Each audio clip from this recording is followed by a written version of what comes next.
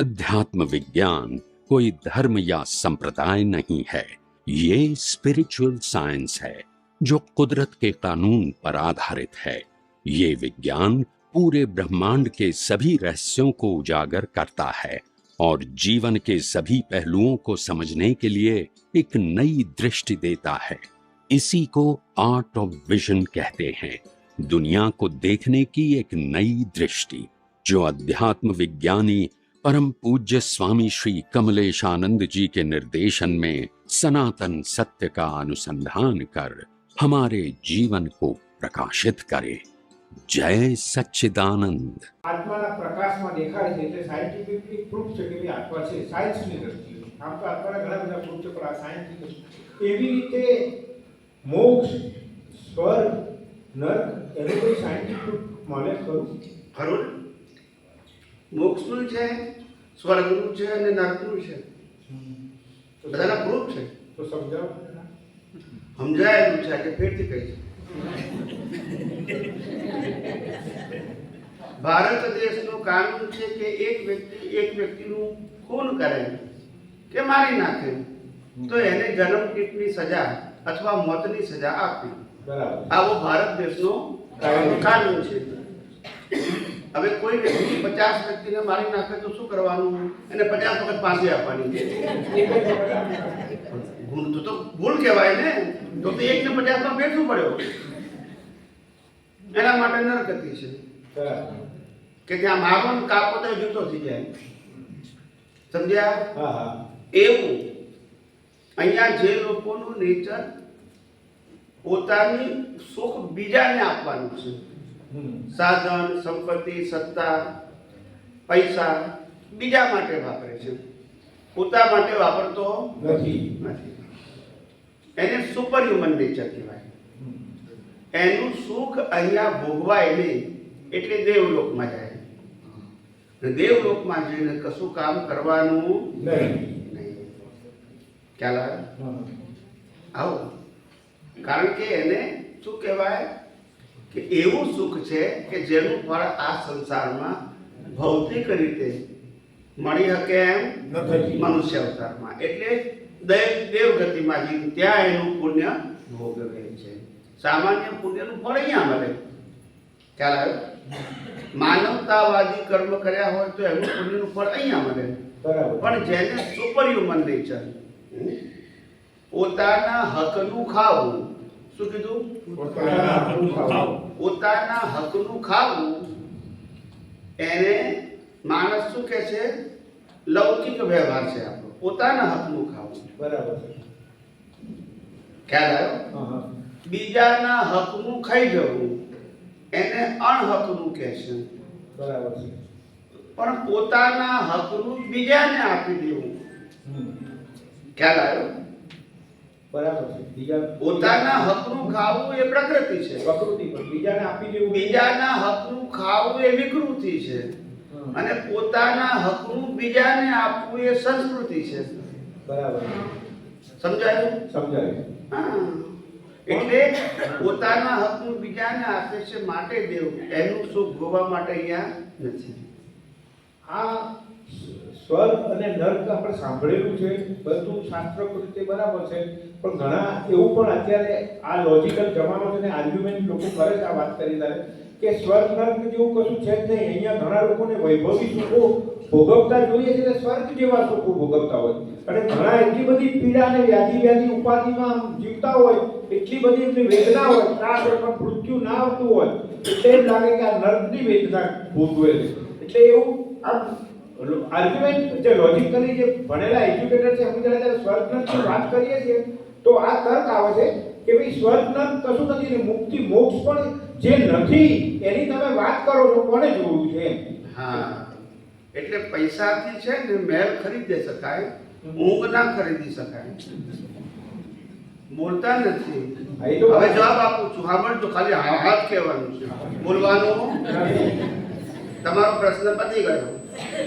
પૈસાથી મહેલ ખરીદી શકાય પણ ઊંઘ ના ખરીદી, શાંતિ. પૈસાથી આપણે 5 સ્ટાર હોટલમાં જમી શકીએ પણ ડાયજેસ્ટિંગ પાવર આપણા હાથમાં. સમજાય છે ને? સમજાય? એમ પૈસાથી આપણે સારા કપડાં પહેરી શકીએ પણ ચારિત્ર ના ખરીદાય. બોલતા નથી. યસ કે નો?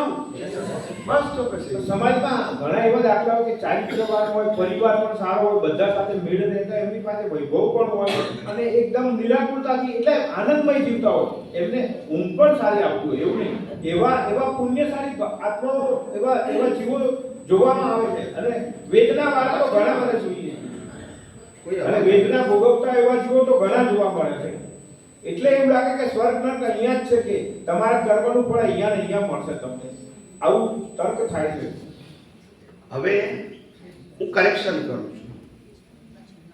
કર્મનું ફળ નેક્સ્ટ બર્થમાં મળે અને ક્રિયાનું ફળ આ અવતારમાં મળે. ક્રિયાનું ફળ આ અવતાર. ફેરથી રિપીટ કરું છું.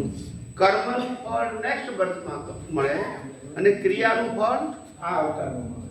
તમે લગ્ન કરો તો વાઈફ આ અવતારમાં મળે. બોલતા એ નથી. તો બરાબર. નોકરી કરો તો પગાર બોલો ને. અત્યારે આ મકાન ખરીદો તો મકાન અવતારમાં મળે. ખ્યાલ આવ્યો?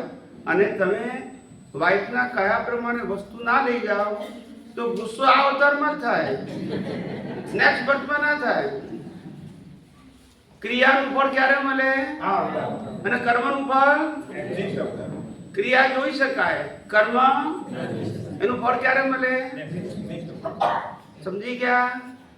આ સમજી શકાય, પણ આમ જે માનવું પરફેક્ટ મનાતું, ઘણા લોકો શું કહે છે કે અમે સારા વર્તનથી, સારા વિચારોથી કે સારી પ્રવૃત્તિથી અથવા કે સંભાવ એટલે કે સહન કરીએ કે અમુક જતું કરીએ છીએ તો અમારે કે સારું વર્તન રહેશે, એકબીજા પ્રત્યે રાગ દ્વેષ થતો નથી અને સારી રીતે એકબીજાનો સમન્વયથી જીવી શકાય છે. એટલે એમ કહેતા હોય કે અમે અમારી ક્રિયામાં કે વિચારોમાં પરિવર્તન લાયા, એના કારણે અમને એક સંતોષનો અનુભવ લાગતો હોય છે.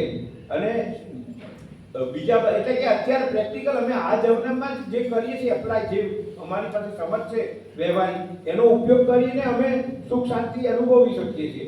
અને ઘણા લોકો પોતે ધ્યાન નથી રાખતા ખાવા પીવામાં કે બીજી ચીજી કે અથવા અમુક એવી રીતનું, અને પછી એ રોગના ભોગી બની જાય અને એમને પીડા ભોગવવી પડતી હોય. એટલે કે આ એને પોતે ધ્યાન ના રાખ્યું એટલે જ આવું થયું. એટલે કે આપણે આપણું જીવન સારી રીતે ચલાવવા માટે આપણી પાસે સમજ હોવી જોઈએ વ્યવહારિક કઈ રીતે જીવાય. તો એ એવું જ્ઞાન પ્રમાણે આપણે જીવીએ તો આપણને સારી રીતે જીવી શકાય એવું લોકો વારંવાર કહેતા હોય છે. અને એ મગજમાં બેસી ગયેલી આવી જાતિ માન્યતા છે.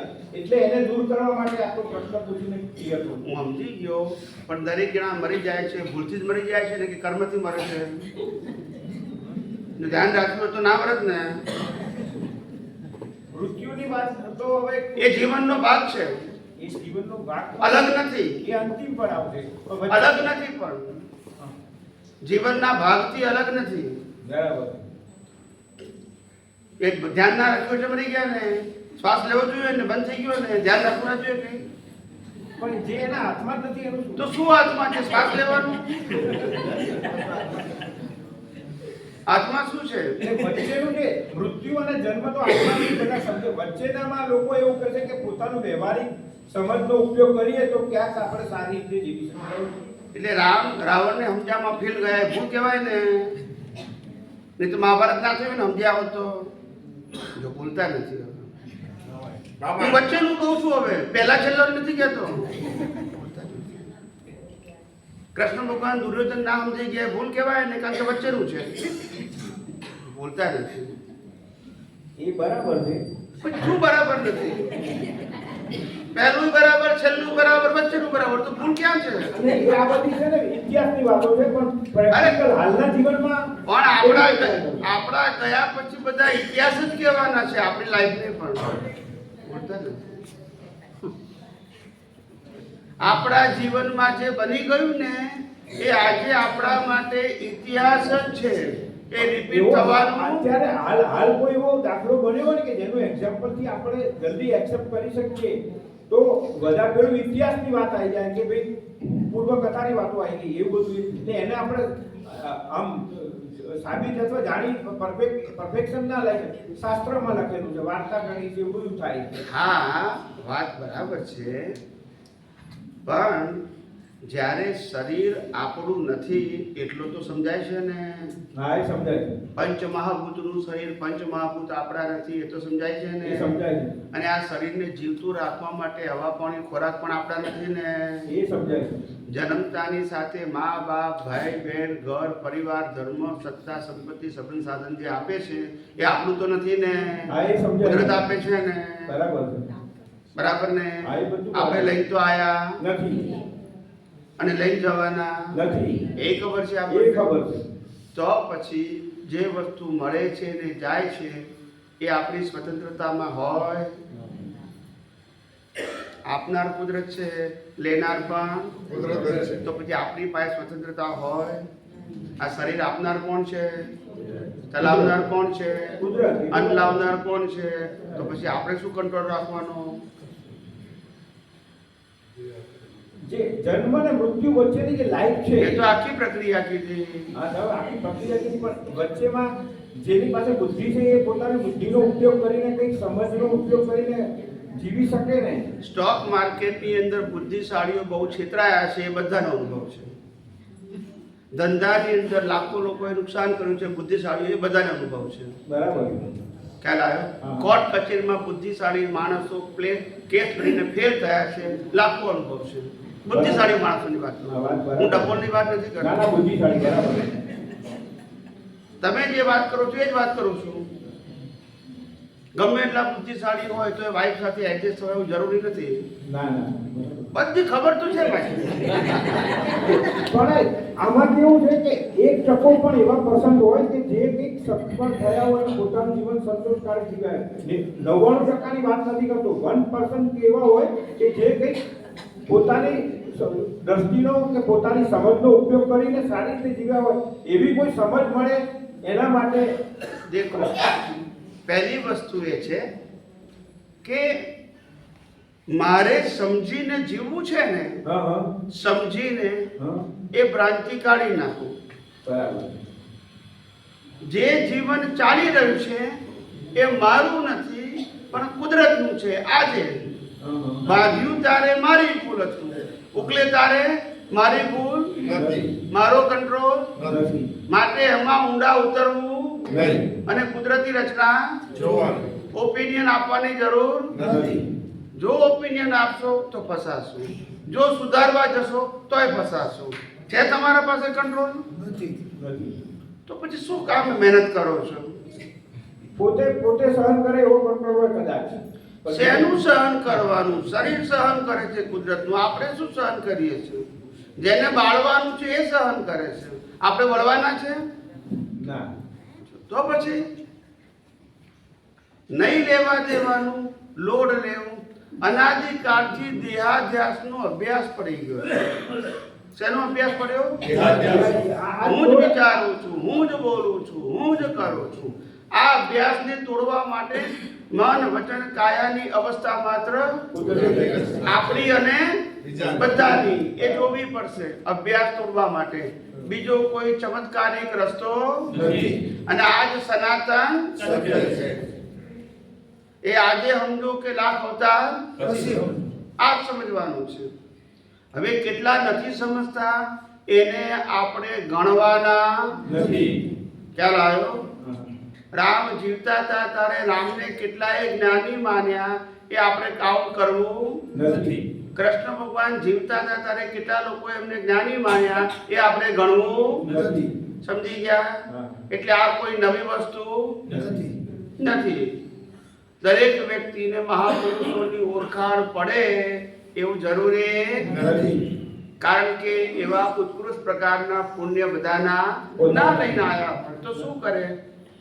બાજુમાંથી પસાર થાય તોય ખબર ના પડે. ના, બરાબર. કારણ કે આમાં પ્રશ્ન ઉત્કૃષ્ટ પ્રકારના પુણ્યનો છે, ભૌતિક પુણ્ય નહીં, આધ્યાત્મિક ક્વોલિટી વાળું. બરાબર. તો જ તમને જ્ઞાની પુરુષનો ભેટ થાય અને ઓળખાય. સમજાય છે? હા, હા. એટલે આમાં કોઈ ભૌતિક બુદ્ધિનો પ્રશ્ન નથી. નથી. બલબલાને આવું થાય. અમે તમારો કે મારો આ પ્રશ્ન નથી. બરાબર. અને દુનિયા આમ જ ચાલ્યા કરશે.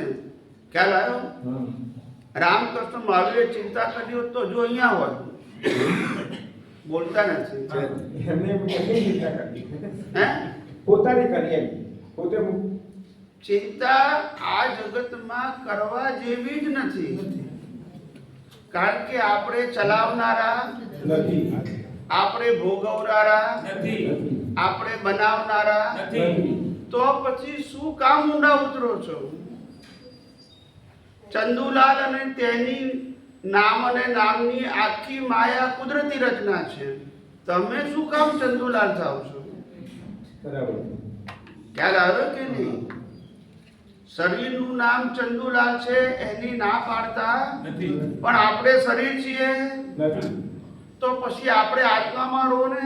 અને ચંદુલાલ તો કુદરતે બનાવ્યું છે, ચલાવ્યું છે ને અંત લાવશે. બોલતા નથી બરાબર છે તો પછી એમાં હું કામ ઊંડા ઉતરો છું? દુનિયાને જે રસ્તે જવું હોય છે, આપણે કોણ દુનિયાને સુધારનારા છે? રામ સીતાને ના સુધારી શક્યા માટે સીતા અહીંયા છે, બોલતા નથી. અને કૃષ્ણ મહાવીર એમના વાઈફને સુધારી ના શક્યા એટલે એમની વાઈફે અહીંયા છે. તો શું કરવાનું?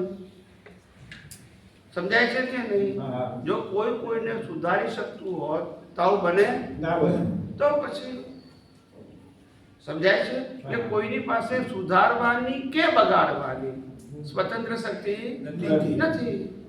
જેનો જેવો હિસાબ. બાકી તો અંદર કેવા ભાવ કરવા એ તો વ્યક્તિગત વસ્તુ છે, એમાં તમે શું કરી શકશો? કઈ ના કરી ખ્યાલ આવ્યો? તમને એમ લાગે કે હું મારી વાઈફને સુધારું, છોકરાને સુધારું, છોકરીને સુધારું, એવું તમે પ્રયત્ન કરતા હોય બરાબર અને વાઈફ છોકરાને છોકરી નહીં કરતા હોય કે હવે આ કોઈ ભાવમાં જોઈએ જ નહીં, બોલતા નથી, તો ડાપણની ક્યાં જરૂર હતી? જેમ ચાલે એમ ચાલવા દો ને. સમજાય છે કે નહીં? નથી કોઈ આપણા કાયમના. હિસાબ પૂરો થાય એટલે ગયા પછી કાગળ આવવાનો નથી તો હું કામ આટલી ઉપાધિ કરું છું?